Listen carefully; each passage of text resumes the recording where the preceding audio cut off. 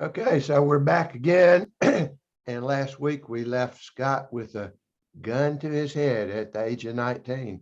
So obviously he didn't pull the trigger, or if he did, he missed. So Scott, let's let's take it from there. Now, I tell you what, if I'd thought about that many times, and I'd heard stories of people like blinding themselves because they didn't hold the angle right, you know. So trust me, if I'd pulled the trigger, I would not have missed, and I would have been dead. But yeah, so I guess a lot of people are wondering what could have brought me to the point where I had a gun to my head at the age of 19.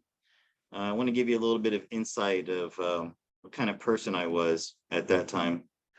I was this hopeless romantic. And like I asked Don here, how old was he the first time he fell in love? And I'm talking like puppy love. And you said you were in your 20s. Well, I fell in love when I was like 3 or 4 years old with little Debbie Schultes, the girl who lived, her backyard was catty-cornered to my backyard.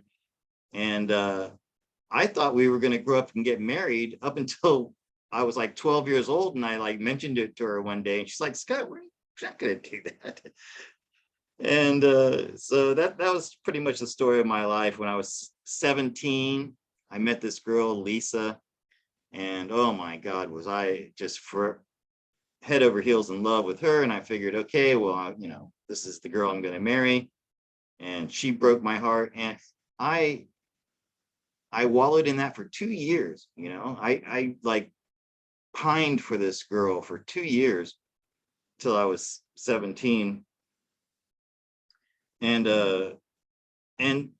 I didn't have a lot of friends. I was lonely, and after I dropped out of high school, I didn't have those high school friends anymore to hang out with. And that kind of, if you ever watch that movie Fast Times at Ridgemont High, well, that was my high school. That's what it was like. And it was a lot of fun. But now reality was starting to set in. I think I'd done a few odd jobs here and there. I remember doing a roofing job in construction, and I just realized that I was never going to be able to have a good job and make a lot of money. And I knew that's what, got you women or married. And I just saw a long, lonely life ahead of me. And I just didn't think I wanted to go through with that.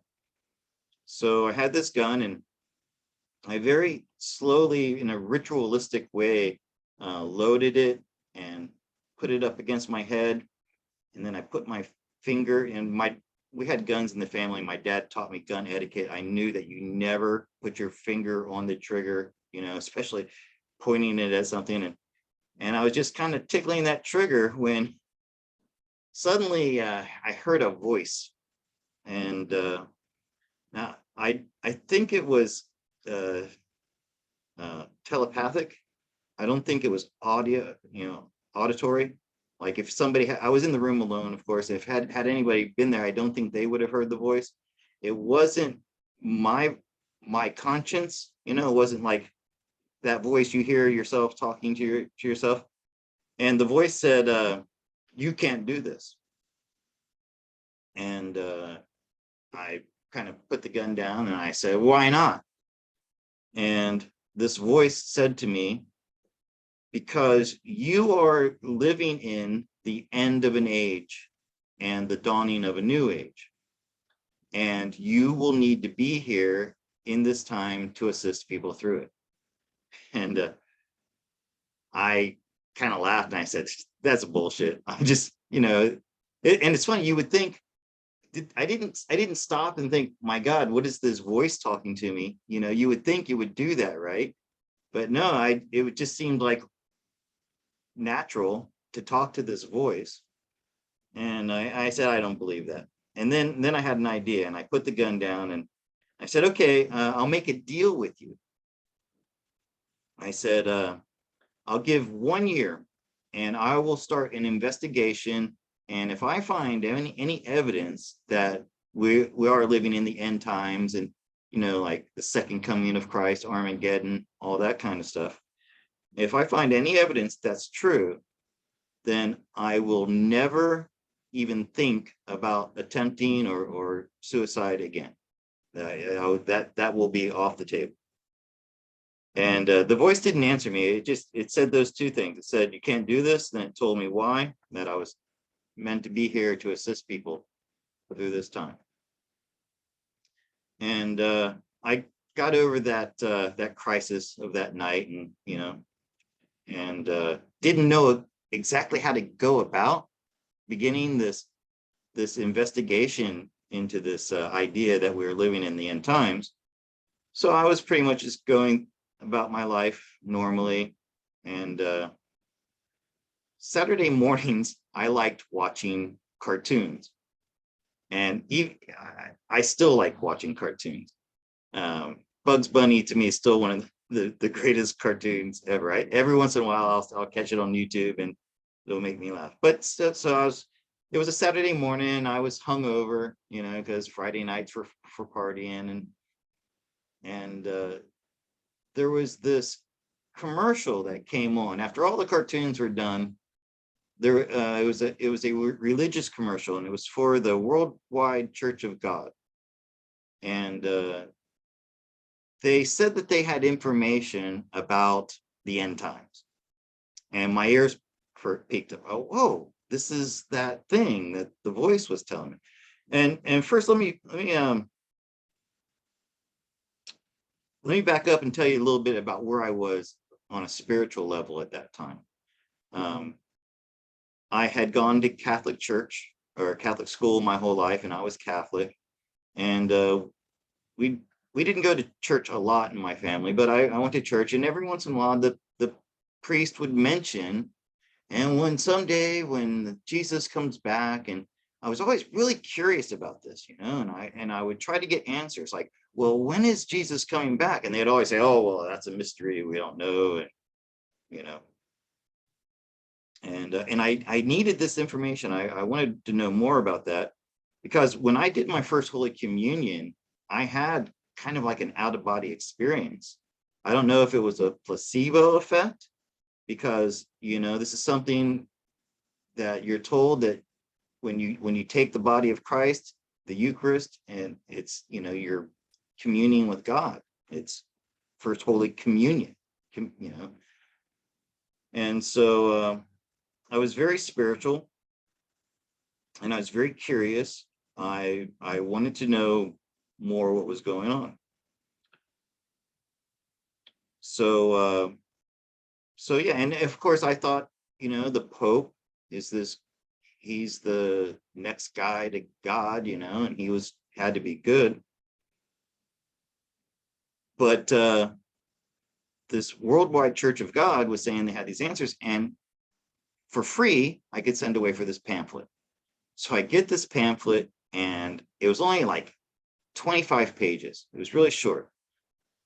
But in this pamphlet, it said that the Catholic Church was evil, the Pope was the Antichrist, and that they changed the Sabbath day from sundown Friday till sundown Saturday to the Sunday thing, and this blew my mind.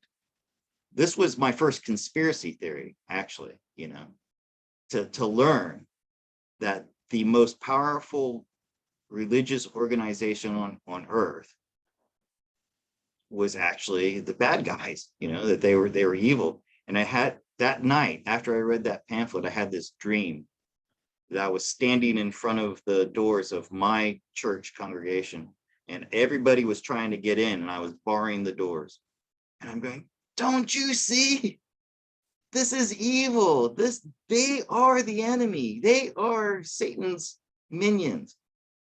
And that I woke up from that, and that was a very, very powerful dream. And I knew that I had to find out more about this. But when I looked into the Worldwide Church of God, there were no churches near me. And for a while, I just didn't know where to go from there. So one day I was heading home. I lived in an apartment in Palm Bay. I'd been at my parents' house, or I was going home from work, something, and I always took this one-way home on US 1, and for some reason, something just said turn right. And so just without thinking, I turned right onto New Haven Avenue in Melbourne, Florida. And there was a Seventh-day Adventist church on that road. And on their billboard in front of the church that day, it said, Revelation Seminar, learn all about the beast in 666 and all this stuff. And I'm like, whoa, that's what I'm supposed to be learning about. So again, I felt like I wasn't even in control of my own body. I just turned the wheel into the church parking lot.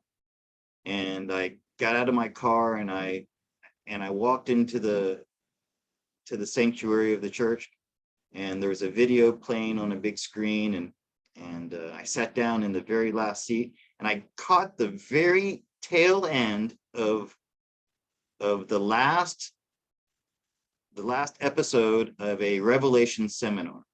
So normally you would have like 15 of these seminars that culminated with the end, with the Pope being the Antichrist and 666. And I was just hearing like the whole download in one shot. And I remember my palms started sweating, and I'm like, this is true. This stuff is really true. And this is what that voice was telling me about. So I went back, I waited for the next Revelation seminar, came around in a couple months. Meanwhile, I was attending that church and getting to know a little bit about them. And I remember thinking how I didn't feel worthy, that these people were somehow like these really pious, very holy people, and that, I was this lowly sinner. I shouldn't even be there. I remember come to find out later on that they're just normal people like us. They had their bad sides as well. But anyways, so I spent the next 8 years in this church. I think it was a little bit more than 8 years actually. And I didn't have much of a social life because I was cramming books every night. I was reading. I had a Strong's Concordance. Have you ever seen a Strong's Concordance, Don? Yeah, years ago, I had a friend, probably 30 years ago, I had a friend that was a real fundamentalist Christian and a sovereign citizen. He had gotten rid of his driver's license. And so, he was trying, all the stuff he was telling me 30 years ago, I now get. But yeah, he had Black's Law Dictionary, and he had a concordance, and he was at the time, I had no spiritual basis in my life, and he was sort of a very fervent born again Christian. So matter of fact, he had a balloon business, and I wanted to learn how to fly balloons. So the first time we went up, we're like about a mile high in this hot air balloon, and he starts preaching to me. And I told him that, this was in probably the 86, 87. And he starts, preaching to me to bring me to Jesus. And I remember telling him, I said, look, you believe what you want to believe, but I'm here to learn how to fly a balloon. And if you feel like you need to convert me, we just forget it. But yeah, he died a few years ago, but it's too bad he's not around. But all the stuff that he was into back then, I'm learning the validity of it now. Right. Yeah. So that Strong's Concordance blew my mind because people would tell me something that the Bible says, and then I would go and check it in the concordance and find out some of the words that they were using weren't even in the concordance, or the original meaning of some of the words that they were using was the complete opposite in the original language of what it was meant. So I studied the Bible a lot. I became a Bible teacher for the school, for the church, Sabbath school teacher. And once I'd spent like 5 or 6 years doing that, I was starting to consider myself kind of an expert on it, and philosophy as well. I put together a group of guys, some really smart guys, and we would sit around and talk about philosophy, and I also did a lot of self-studying on my own, because I didn't want to get left behind. In other words, everybody my age was going to university, and I didn't want to be left out of that. I wanted to be educated. So I would go to the library, get textbooks on science, theology, history, physics, all kinds of stuff. And I'd go home, and I'd go straight home from work and have my lunch, my dinner, and then study. I mean, I wouldn't do it every day, but it was pretty much a full-time thing I did. Well, you know, it's And got, you probably got a better education that way than going to school, because when you're in school, you know, you're kind of in a box and you take tests and all that stuff. So you probably, you know, as long as you had people to talk with about it and challenge stuff, that was probably a better way to do it, really. yeah, well, I found after that, when I was about 30, and when I would meet people who were university educated, I'd realize they didn't know as much as I did, you know. So yeah, but anyway, so I kind of got myself very, very educated, and I I loved going to these coffee bars at that time, and I was a poet. I was writing poetry, and I put my poetry in books in coffee shops, and I would look for people to get into debates with. And I like to it was akin to a gunfighter walking into a town, and then looking for the fastest gun, and then challenging them to a fight. And I would trounce people every time. It was very seldom that anybody, I really can't even think of a time when anybody ever got one up on me. And especially about religion, concerning the Sabbath, and this kind of thing. And at some point, I realized that what I was doing was wrong, because it my energy, I would get energized by this so much that I realized it was like I was an energy vampire. So I would find these people, I would pick a fight with them or a debate, and then I would crush them, just absolutely destroy. I would destroy their belief system, destroy their religion, whatever it was, just completely destroy it. And then I'd go home feeling 10 feet tall, and I'd be saying, God, I did this for you, you know, I'm giving you your truths, and then one day it hit me like a ton of bricks. No, you're not. You're just doing this to edify yourself. You feel great when you do this. You're building your ego. Yeah. And so I finally had that realization. But I'll tell you where I felt like I graduated. The man I considered to be my mentor at the time, he was a third generation Seventh-day Adventist. He had an IQ that had to be up around 150. Charles Longway is his name. Probably one of the smartest people I've ever met in my life. His job was he was a computer engineer. He built chips atom by atom. And at the time I knew him, back in the late 80s, he held 10 patents for new computer chips that he had invented. So that's the kind of guy he was. But and he was in this philosophy group that I had put together. But anyways, one day he says, hey, Scott, I've set up a meeting with a theologian professor from Purdue University. And I'm like, oh, great. You know, I trounce these these guys, these normal guys every day. Let me at this guy. This is a professor. And we went at it, and I had this. I don't want to get into details about Christianity and what I saw as problems with Christianity. And but I asked him this certain question, and he couldn't answer. And my friends are sitting around. We had a conference call going on, and he's like, "That's a good question, Scott. I'm gonna go and research that, and I'll get back to you." And then we ended the call. Of course, he never did get back to me on it. But my friends were all like, "That was brilliant, Scott. You beat the theologian professor." So that was like my graduation.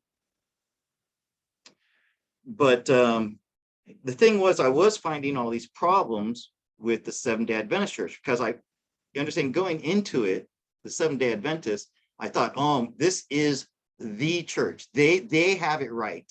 Everybody else has it wrong. They have it right. And here's one of the big things. This I will explain.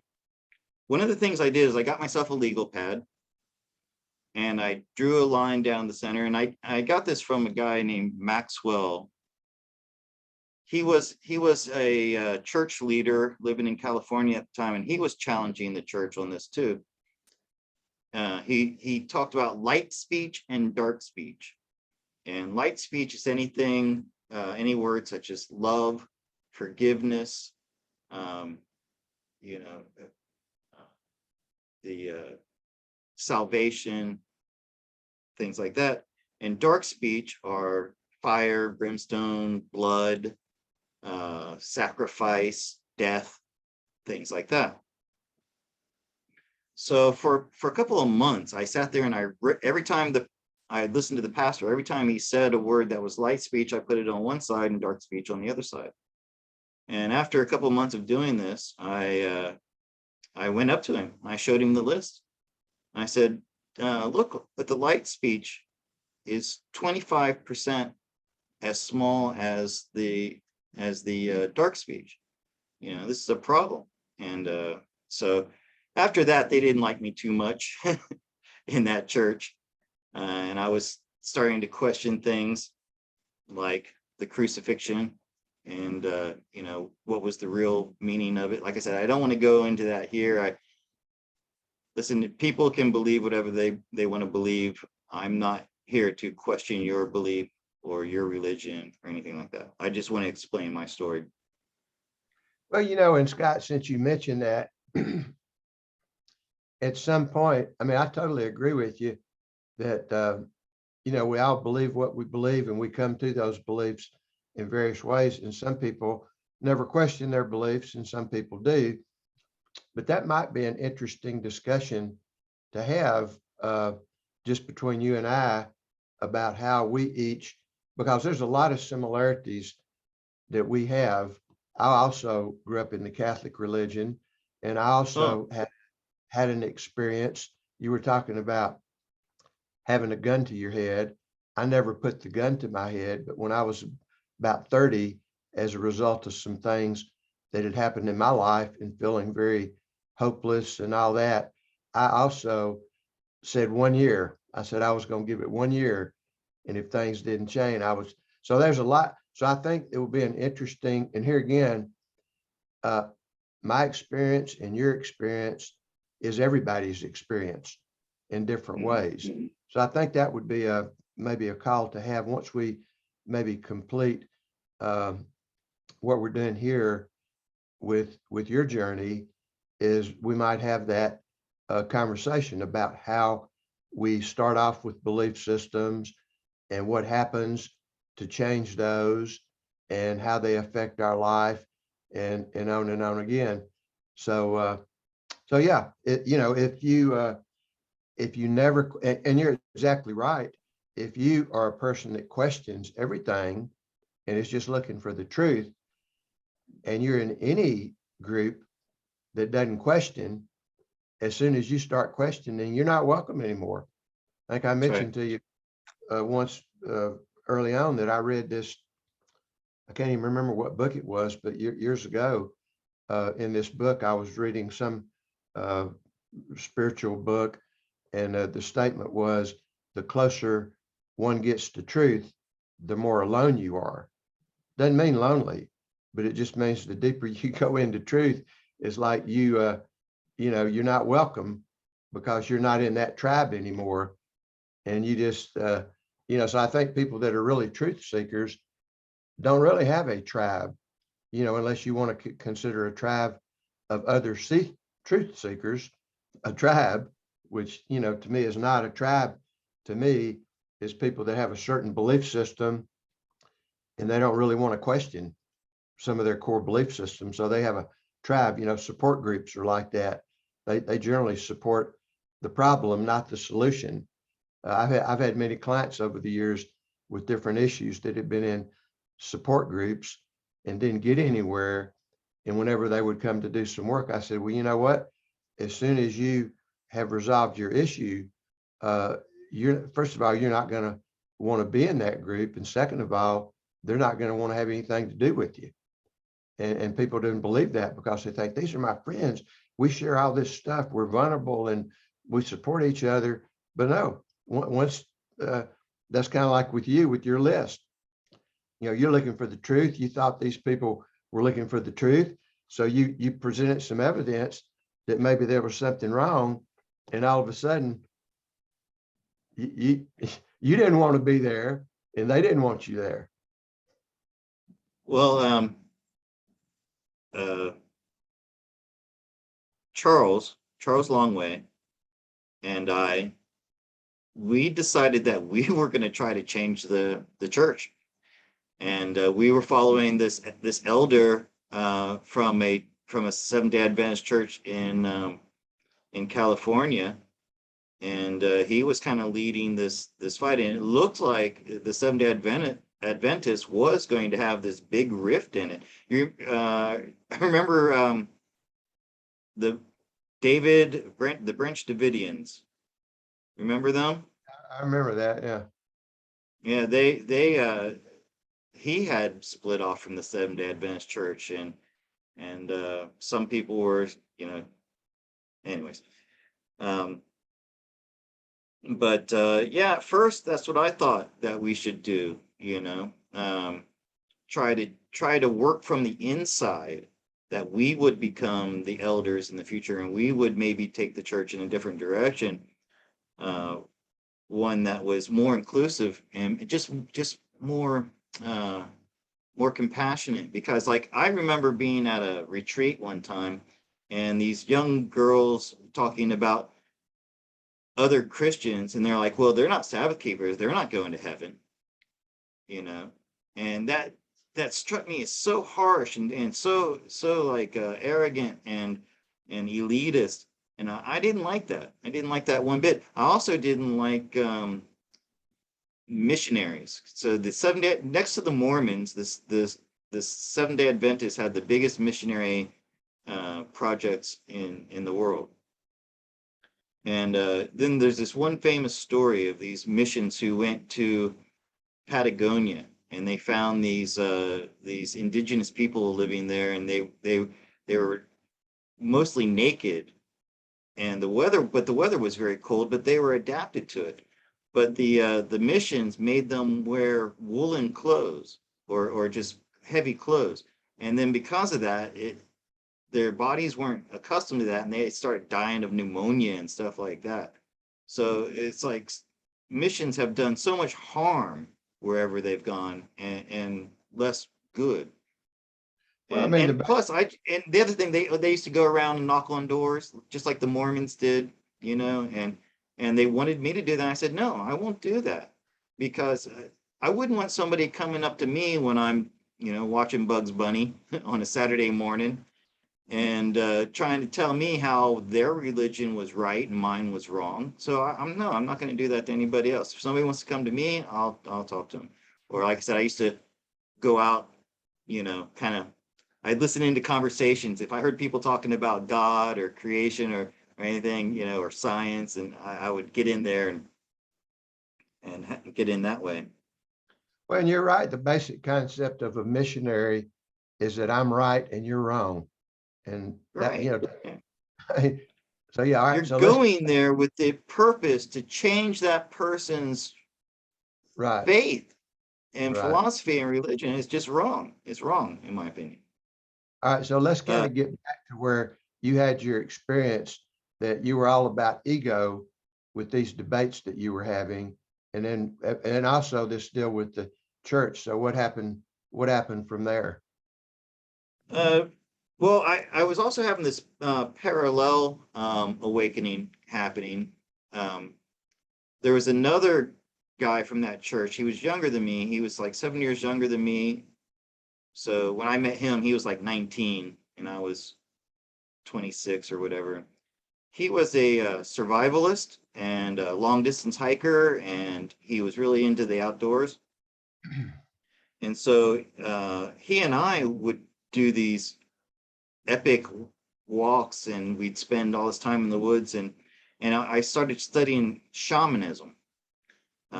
There was a writer named Tom Brown, whose grandfather, who raised him, was an Indian shaman, and I was starting to realize that that really had a lot more truth, like nature, being with nature, and also using. That's why I told you I used a lot of mushrooms at that time.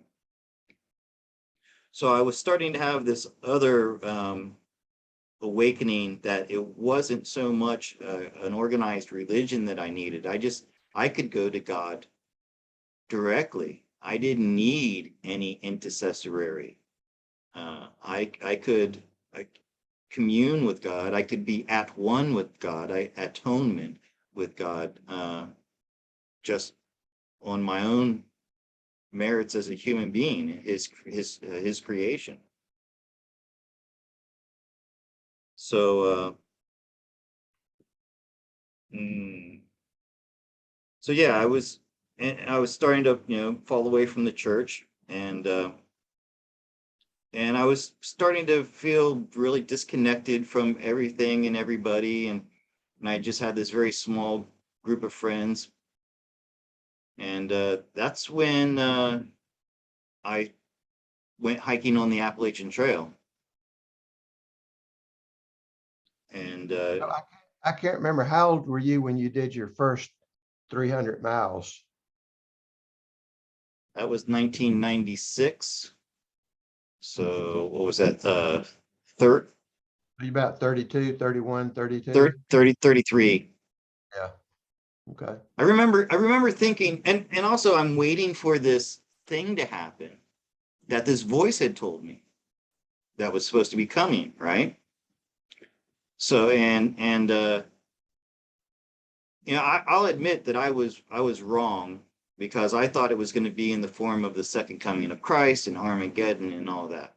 I realize now that it wasn't literal in that sense. And once again, I'm not here to challenge anybody else's religion. If you believe that, then that's great. Um,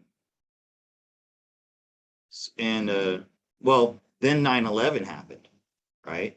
And boy, when 9/11 happened, I thought, this is it.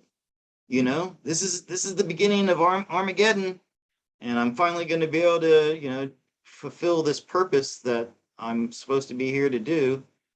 And it's obviously not in the church anymore. I'm starting to realize that, because I'm falling out with the church, and it has to be something to do with like shamanism, and and but just nothing, nothing seemed to be happening. So I kind of just gave up on this whole idea, and I felt like something big was coming, and I didn't want to be in America when it happened. That was all I knew. And so I ended up coming to Thailand, and then just kind of for a while, I forgot about the whole thing. And then I got my first computer, and a connection online. My first computer in Thailand, because in America I had one. But the first thing I looked up was 9/11. You know, actually, the first one I did was the moon landings. And that was a shocker for me because I grew up on the Space Coast of Florida, and I was a huge NASA fanboy. And after, actually, it took me a long, long, long time to wrap my head around that we didn't go to the moon. And then 9/11, and yeah, just starting to understand all of that. But you know what I guess what I want to get to the point of is that about 4 months ago, I couldn't work anymore. I was pretty desperate. I didn't have any way to earn any money. And then it dawned on me, tarot cards, you know, that I had this connection with tarot cards some 25 years earlier. And I had been watching Janine a couple of times a week for 2 years. And I remember thinking, I can do this. Maybe this is it. Oh, and also when the Q thing started about 2 years ago, and I became good friends with Dr. Heath Motley, and he sent me this message one time that was from the Q board that said something like, "Those of us who are following this movement were chosen to be here at this time in history for this transition." And man, that hit me like a ton of bricks, because this was like the words, the message that I'd gotten when I had the gun to my head. And I remember I was all teary-eyed, and I'm like, yeah. But then I still didn't know what my purpose was. Like, that's one of the most common questions I get from people who come to me for readings. What is their purpose in this time during this spiritual war? And for me, I just, I didn't know what it was. I wasn't good at doing truther videos, and that all these great people like Mel K and Kirsten W. And I knew I couldn't do anything like that. And then I was forced to become a tarot card reader to earn money.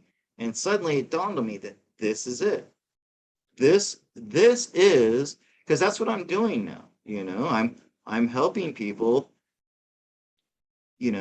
understand their purpose, the things that are happening in their life, some of the things that are going on in the world, and I'm doing it through the tarot cards. And yeah, it's sometimes I just can't believe that I'm actually living through this, that whole thing with, the gun to my head when I was 19 and hearing the voice, that it's actually coming true. There was a time of, like 10 years ago, when I was starting to question, did that really happen too? Because after years and years and years, like, did that really happen, or did I just imagine it? Did I make it up? Are we not living in the end times? Is it just going to keep going on this way? And did I make a huge mistake? Did I waste like years and years and years of my life studying the Bible and doing all this, shamanism stuff? So it's a big relief to me, to know that I I am doing what I was meant to be doing. Yeah, So and yeah, all the preparation, all the inner work you did really allows you to, I mean, the cards, from my perspective, tarot cards are just a tool to, uh, tap into the Akashic records, the universal truth, or whatever. So, if you had not done all the deep inner work that you had done, your tarot readings would not be as authentic and valuable as they are. That's just my opinion. Same with Janine or anybody. I mean, I've had experience with, with numerology, astrology, tarot, channelers, all that. And really, it's just a function of your inner work and being able, because we can all do it. And anybody that does their deep inner work doesn't have to go to anybody else for answers on anything. So your right. role and my role and other people that do stuff like this is basically just a vehicle to assist people to tap into their own inner power. to where you don't need anybody else to, I mean, and I'm sure you know more than I do, but I've certainly known over the years people that basically run their lives by what somebody else tells them about what, they have they have some, it's like, oh, I gotta go have a reading with this psychic, or I gotta go. Well, that's BS. That's very Yeah, disempowering, very crazy. And unfortunately, there's a lot of readers that prey on that. They don't right. really, their intention is to keep people uh, locked into needing them and coming back for, that's like we talked about the difference between serving, fixing, and helping. You're serving, Janine is serving. There's a lot of people out there that are fixing and helping, keeping people disempowered and dependent on them to tell them how to live their lives. So, yeah, it's very interesting. Well, I did do a lot of inner work. I mean, I literally sat on top of a mountain alone for 3 days, before. Um, I would not eat for several days or a couple of days to experience that type of effect, or sleep deprivation, and just a lot of these things, they call it shadow work, I guess. I hear in the tarot circles. So yeah, I think doing all of that did give me a little bit of a better ability to read the tarot cards, and it's something I devoted my life to. Was this inner work, trying to get in touch with my higher self. Oh, by the way, I I wondered for a long time what that voice was, who it was. And I never felt comfortable thinking it was God, right? That God spoke to me. That just I never said that. I never said God spoke to me, and I always wondered who it was. I've come to the conclusion that it was my higher self talking to me. Uh, So, we have this ego self, but there's still our higher self. It doesn't completely leave the higher dimensions. It only sends down a piece to live in this body. And so it was me talking to myself, I believe. Yeah. And that's what everybody has, that ability, but you got to do the the inner work to tap into that and to learn to trust it. I mean, learning to trust it is a process. I mean, I know when I first got into this over 30 years ago and became aware that there was another way to get information beyond the intellect, it was kind of exciting and scary. And when I started, using it, and we get messages, and just kind of keep going one step at a time, it was very exciting. But then, when something was really important, I wanted to flip back into the ego. So it's just a process. I'm sure you understand, and you have to, you know, you have to get to a point where you trust it more and more and more to be able to get, better information. Because as soon as your ego kicks in and you start saying, well, I don't have the time, I don't have the money, I'm not smart, all the ego comes in, it stops you from, from getting further into it. So yes, it's an interesting process. And, once you get on that path, you can't really do it any other way. I mean, the good news is once you get to a certain point, there's no way to go back. You may fall off the path occasionally, but it becomes more uncomfortable to be off it than on it. So you don't really have a choice after a certain point. Yeah, that was what I did when I first came to Thailand. I needed a break from all the serious, end of the world stuff that I was doing. Um, but I it, I never doubted that we were living in the end times. And what I mean by that is it's not the end of the world too. I've never felt that. I never felt that there was going to be this Armageddon and then this, like all these people were going to die. And I always felt that it was going to be a transition into a golden age. It's a consciousness shift. It's a mass consciousness shift, which is a different world. It's the end. That's kind of like with, the experience that you had and I've had and other people have. It's the end of living your life from your ego and living it from a more spiritual perspective of oneness, connectedness, hope, love. So it is the end of not literally, but figuratively, it's the end of a world. And we experience that individually, we experience that in relationships, and we're experiencing that now globally. And it's not real pleasant. Yeah, it was a big breakthrough for me when I realized that when I was going around challenging people's religious and philosophical beliefs, that I wasn't doing it to glorify God or to help them. I was only doing it to make myself feel good. That was a big revelation to me. Well, I remember one of And my, go ahead. I was going to say, I remember early on, in the early 90s, one of my teachers, when I still was very much into my ego and, going through a transition and struggling. And, I was dealing with some people that turned out to be crooks and a big financial thing.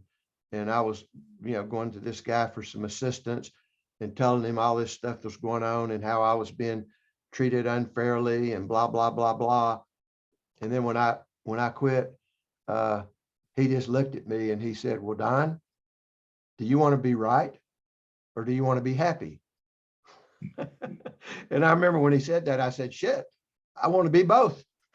It took me a couple of years to figure out, what he meant by that. But yeah, to me, that's sort of the difference between the ego, which where you were right. You were right, right, right. But then, do you want to be right or do you want to be happy? And we all have that But choice. you know what was funny about that is, um, yeah, every time a Sunday keeper or someone who wasn't a Sabbath keeper, and I would destroy them, and I would do it using the Bible, and what was I gonna say about that? Oh, I just lost my train of thought. Get tired when it's this late at night. Well, we were talking about Um, the difference between being right and being happy, and you were right, but then you might not have been feeling so good about oh, it. okay, yeah, I remember what it was. Thanks. Um, nobody ever found the flaw in my philosophy and my theology, right? Until I did. I finally, because I would debate with myself all the time. I still do that. I'm always challenging my ideas, and so it was my friend Charles Longway. He never gave me answers, but he would point me down directions to go. And one day I figured it out. And like I said, I'm not going to go into the theology here because I just don't think it's appropriate. But it was so simple once I figured it out, And like I wish somebody else had done it because it would have been kind of cool that I would have learned this from somebody else. And so yeah, I have no need for any religion in my life anymore. That's you know, just a way. People think that there's this chasm between God and them, and that's not there at all. You can go to God all on your own. So, anyways, Don, that's about all I wanted to say. That you know, I'm just so blown away that I got that message from my higher self, I believe, and I'm finally in that time. Yeah. We are in this time, and we are about to enter into a new age, a golden age. love and light and justice for all. It's going to be great. And I'm so happy to be playing some small part in it and helping people in any way to get through it. So that's what I'm here to do now. I'm finally fulfilling what I think is my purpose, to be on this earth plane right now, you know. And I say that humbly too. I don't want any, great acclaim from this. I don't want fame. I want to make a living. Yeah, I'm so happy that I'm actually able to support myself by doing this too. So really that's about, all I got for tonight, Don. It's been a wild ride since that day I put that gun to my head, and now we're Yeah, we're here, and yeah. yeah. No, I think you are. It's wonderful, when a person gets in the flow of really their life, what their life is about and what they're here to do. And it just makes everything, much better. So, and yeah, my experience, like I said, I've dealt with a lot of, people over the years, and my experience, when I met you a few weeks ago, was that you're really uh, in your life path, and you're serving people, and that you're continuing. Hey, this work that you're doing, just like the work that I do, I tell people all the time when clients are say, "Oh, thank you so much," and that was wonderful, and blah. I said, you know what? I'm glad you got some benefit, but I'm really doing this for myself. And they get kind of, what? I said, because that's like the work that you do. To do the work that you're doing authentically, you have to do your inner work deeper and deeper, because you cannot work with people at the level you're doing in an authentic way without going deeper. And when people come to you with different problems or stuff, you constantly have to avoid giving them advice and getting caught up in their dramas and giving them pity. And that's not what it's about. It's about speaking your truth to get. And sometimes I'll be interested if you've had this experience, I'm sure you have, is that you'll get information and you might be say, should I say this? What are they going? Yeah, but that's a challenge for doing this type of work. And you got to just do it. I certainly have, over the 30 years that I've been doing this type of thing, I know it's been a path for me. Sometimes I would get stuff, it would just come to me, and then the ego would block it. And I don't do that. I haven't done that for a long time. So that's part of your growth work, is just to speak it and not be attached to how they take it. Yeah. I have to ask people before I begin, like, how much do you want me to tell you? I mean, do you want me to tell you just whatever it says, or, and I did have one bad experience like that too, when I was just starting out and I was doing free readings to get practice. And think I think I gave somebody some information that they weren't ready for, and I just kind of blurted it out, and I wasn't very diplomatic in how I did it. I learned a lesson from that, actually. Yeah. Yeah, you have to be careful. And I want to add one thing, that if you're whoever's out there, if you're watching this video right now, and if you've listened to most of this, you've been chosen to be a part of this. You have a role. You may not know what it is yet, and it may be as simple as just being in a high vibration of love and light. uh, you know but yeah, if you're here watching this video, then you are one of the people who you and when I say chosen, I don't mean like chosen by God. You chose to be here now. I honestly believed on that my soul had finished its its work. I think that I didn't need to incarnate into this 3D body at this time, but I chose to do it. I volunteered to come down here and help. And then when I'm at 19 years old, threatening to take myself out, and my higher self's like, oh, wait. You don't realize this, but you signed up for this, Jack, you know? So don't go doing that, because then you're gonna have to come back and do it all over again. So anyways, I want to thank you, Don, for helping me share this story. You know, it really is my pleasure to help people through, you know, like I said, people thank me, but no, it's my pleasure. The feeling that I get when almost every single person, when they finish a reading with me, they'll tell me how uplifted they feel, lighter, like some weight's been lifted from them somehow. And that makes me feel so good, and like, yeah, this is why I'm here, and to be fulfilling that role.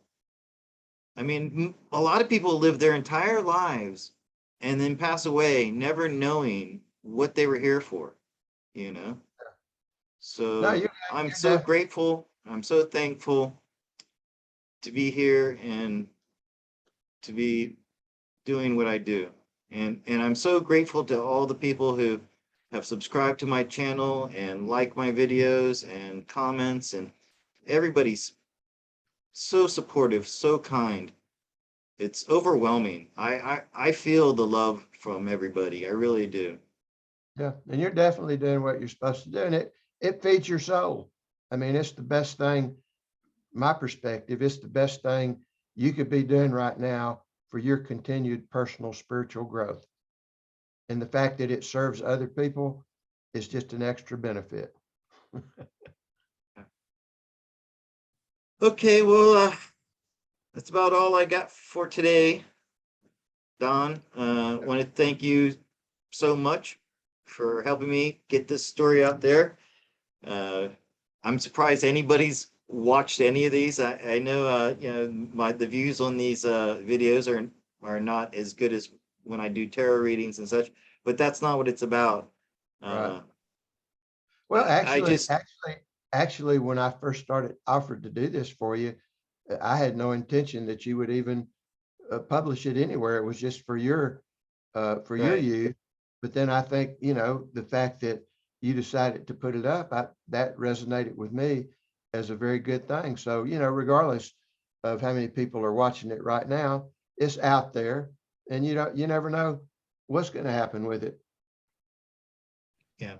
Yeah, I just felt like I had to tell this story, you know, like how did I end up doing what I do? And you know, the fact that it was, I mean, I'm going to use the word prophesied to me, you know. I was told that I was going to be doing something like this when I was 19, and it came true. So, I mean, what is that? That's a prophecy, right?